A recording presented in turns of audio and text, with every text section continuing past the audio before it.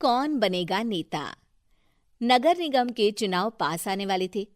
पूरे कानपुर शहर में टिकट को लेकर मारामारी शुरू थी, लेकिन सबसे ज्यादा चर्चा में वार्ड नंबर 40 की सीट थी। वो इसलिए क्योंकि इस बार वहां की सीट महिला के लिए आरक्षित थी। अब सवाल ये था कि चुनाव लड़ेगा कौन। इससे पहले ठाकुर साहब वहां से पार्षद थे और इस बार उन्होंने अपनी पत्नी सीमा ठाकुर को टिकट दिलवाई और ठाकुर साहब की शान के कारण सीमा जी ने 20,000 वोटों से चुनाव जीत लिया। अरे बधाई हो सीमा भाभी, अब तो आप वार्ड की पार्षद बन गई हैं। अब तो हमारे काम आप ही करवाएंगी। अरे ये तो सिर्फ नाम की पार्षद बनी है, वो तो महिला सीट आ गई, वरना पार्षद तो मुझे ही बनना था। अब भले ही चेहरा इसका होगा, लेकिन पावर तो मेरी ही होगी। अरे वाह भाई साहब, क्या दिमाग लगाया है आपने भी। आइए आप लोग, खाना लगा दिया है सबके लिए। सीमा जी पार्षद बन चुकी थीं, फिर भी उनकी एक ना चलती। सारे काम ठाकुर साहब खुद ही संभाल लेते और जहां जरूरत पड़ती वहां सीमा जी का अंगूठा लगवा लेते।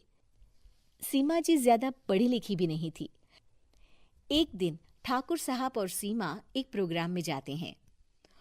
अरे ठाकुर साहब, आप आ गए। ओहो, पार्षद मैडम भी आ गई हैं। स्वागत है आप दोनों का। लगता है हमारे पार्षद फंड का सही इस्तेमाल हो रहा है। चलिए अब उद्घाटन करते हैं। ये लीजिए ठाकुर साहब कैची, आप ही सबसे पहले प्रवेश कीजिए। सब लोग आगे निकल जाते हैं और सीमा जी पार्षद होने के बावजूद भी पीछे खड़ी रह जाती हैं। वो देखती हैं कि वेलकम बोर्ड पर उनका नाम है, लेकिन महिला होने के कारण कोई उनका सम्मान नहीं कर रहा। अगले दिन एक आदमी उनके घर आता है। अरे ठाकुर साहब नमस्कार। कल ना हम नोटिस किए कि हमारा घर तो अवैध है और नगर निगम वाले उसे तोड़ने आ रहे हैं। अरे कुछ कीजिए ना ठाकुर साहब। देखो भाई, मैं तो ज्यादा कुछ कर नहीं सकता, पर अगर तुम सबकी जेब गर्म कर दो तो कुछ हो सकता है।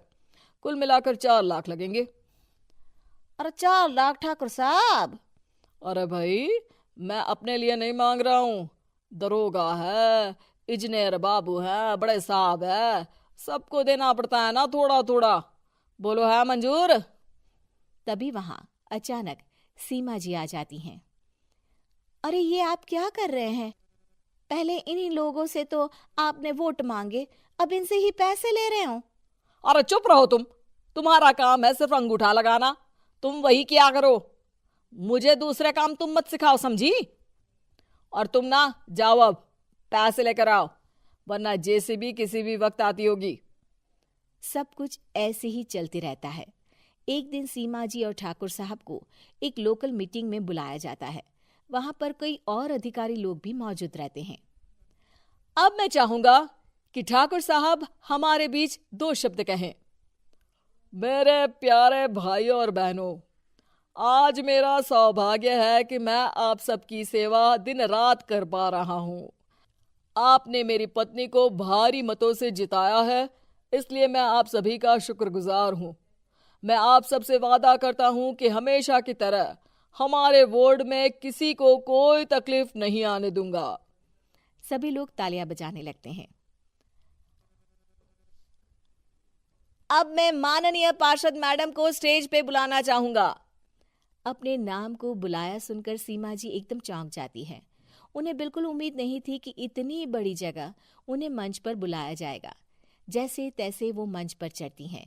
ऊपर जाते ही सीमा जी को सारी पुरानी बातें याद आ जाती हैं कि किस तरह उनके पति उन्हें कभी भी आगे बढ़ने नहीं देते और उनके नाम से गलत काम करते हैं। वो बोलने लगती हैं। मैं आपके वार्ड की पार्षद सीमा हूँ।